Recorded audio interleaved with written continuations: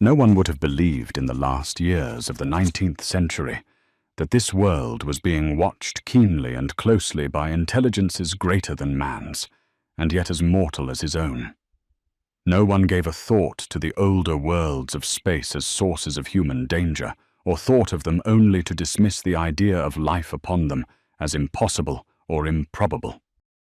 On the planet Mars, the Martians looked across space with instruments and intelligences which we have scarcely dreamed of, searching for a world in which they could migrate. Of all the worlds the Martians could see and study, only our own planet Earth was green with vegetation, grey with water, and possessed a cloudy atmosphere eloquent to their own.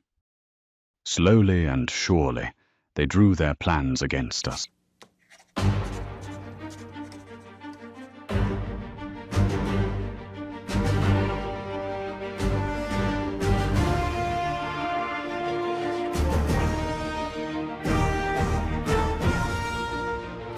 Recalling that pleasant summer's eve, when Ogilvy the astronomer had invited me to see his observatory. This is amazing! Wells, my good fellow, come and see for yourself.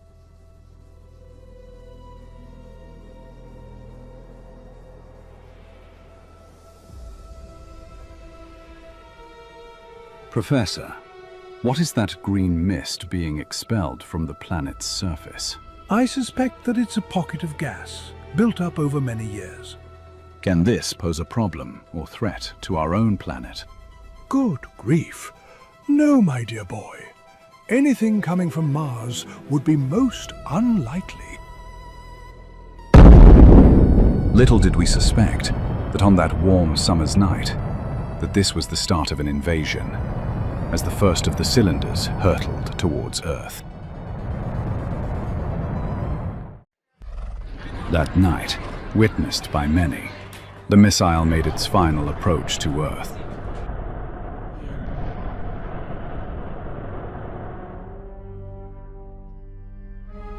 The following morning I rose early. Carrie, my wife, stood looking out of our bedroom window. It's early. Come back to bed. What's so interesting out there anyway? Over on the heath are a group of people. They're all standing round a large crater with what appears to be a large cylinder protruding out of the ground.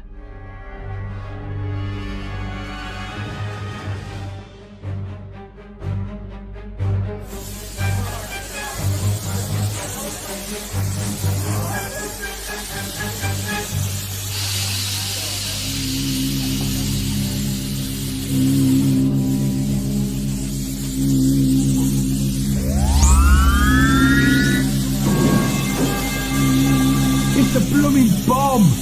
Gov, we need to get away from here. Now!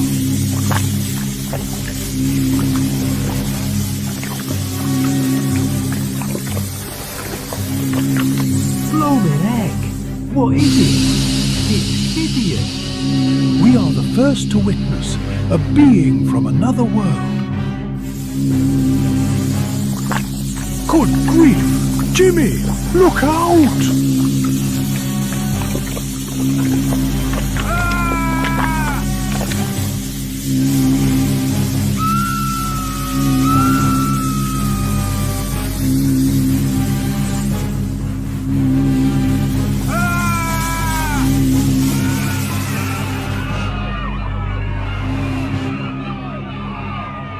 There was panic surrounding the crater.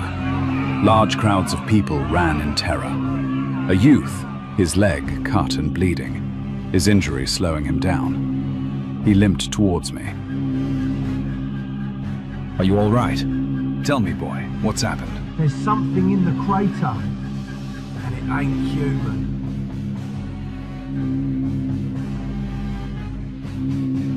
My God, we are going to need the military out here.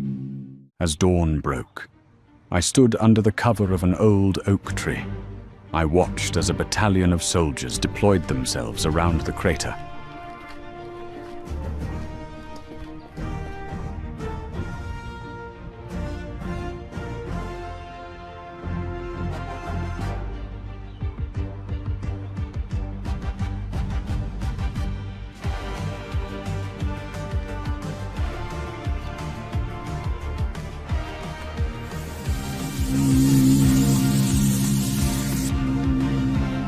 from the crater's mist, a monstrous, gigantic tripod rose, as if from the depths of hell. Fire! Fire!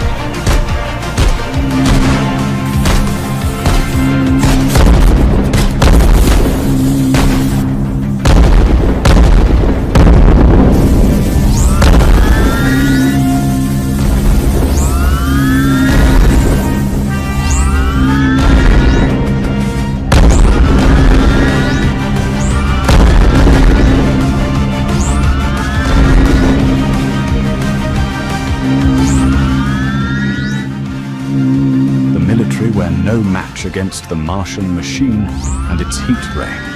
As the beam of destruction scanned across the countryside, fearing my life would come to an end, with terror, I ran. The Martian tripod, with its annihilating heat ray, showed no mercy as it obliterated all that crossed its path.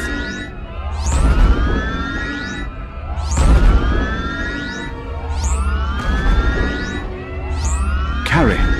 I had to get Carrie to safety. Get to the port. Get a ferry across the channel. I'll join you as soon as I can. Darling, I love you. Garv, we have to leave, now! That blinking machine's getting awfully close. Securing a cab, I said my farewell. My heart sank and felt heavy as my beloved Carrie left.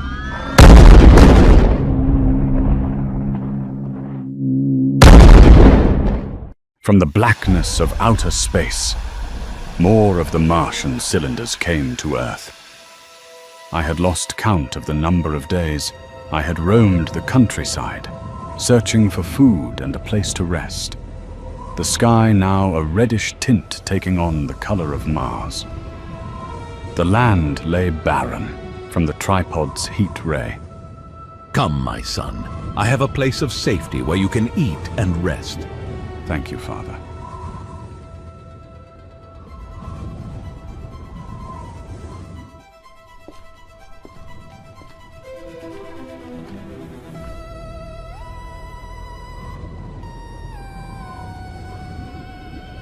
I think we should try to make contact with them. Let them know we mean them no harm. But Father, they're not human. They are some kind of advanced civilization. For that reason, they should be nearer the Creator.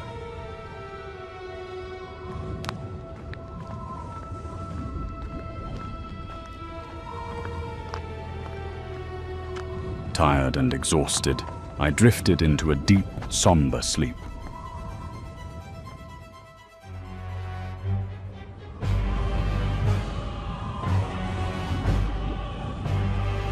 Though I walk through the valley of the shadow of death, I shall fear no evil.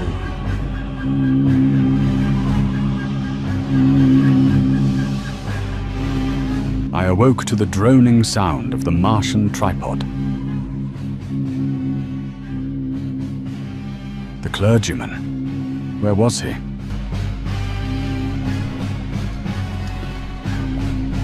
And I shall dwell in the house of the Lord forever. Father, run!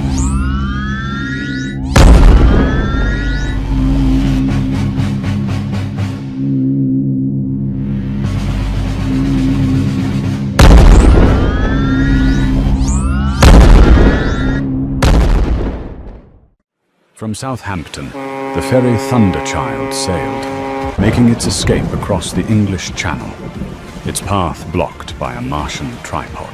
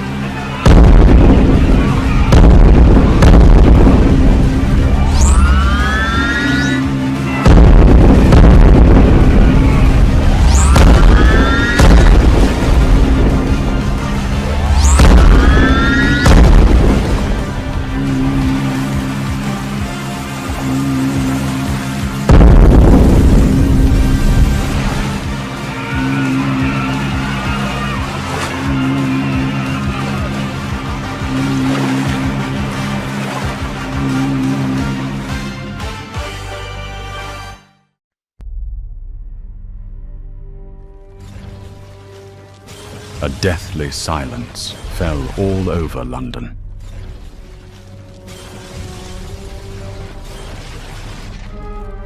As buildings, towns, and cities fell into decay and rubble from the destroying Martian meteor.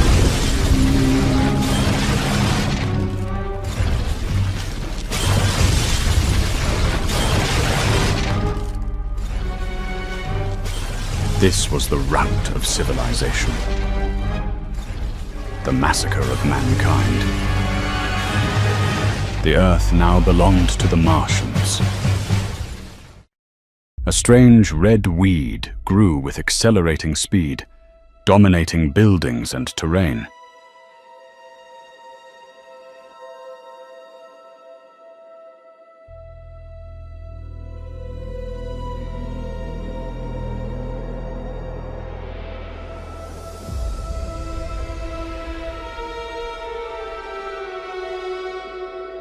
I had lost the number of days I had wandered through this strange and weird new world. Suddenly, my attention was drawn to a nearby field. A Martian tripod pursued a group of people. The man fell to the ground. Oh God, we were being hunted and used to feed these monstrous creatures. In horror, I watched as a long tube sucked the blood from the man's body.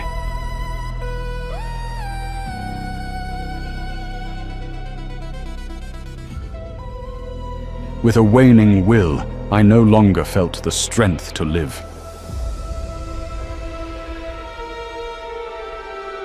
The pain in my leg now excruciating, I collapsed on a bale of hay.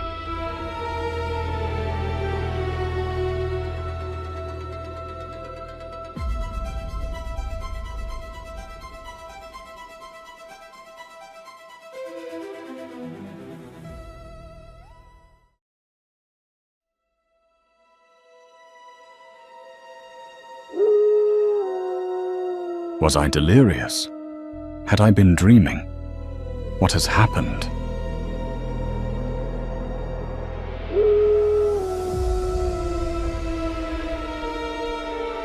A strange haunting sound, that of a dying animal.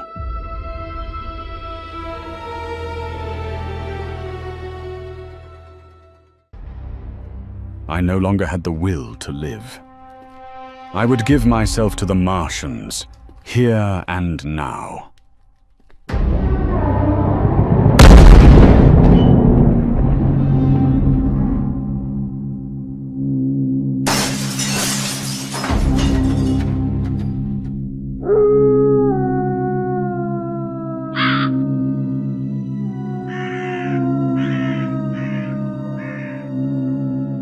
I stood with a group of survivors.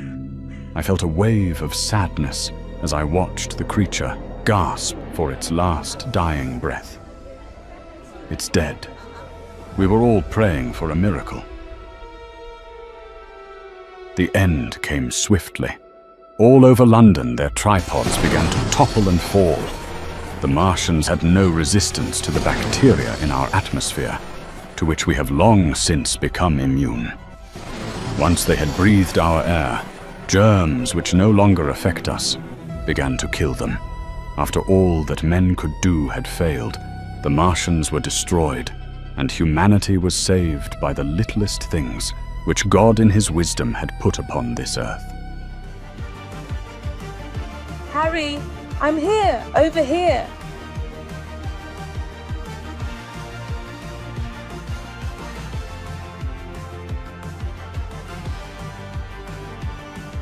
Carrie, oh my God, is it really you?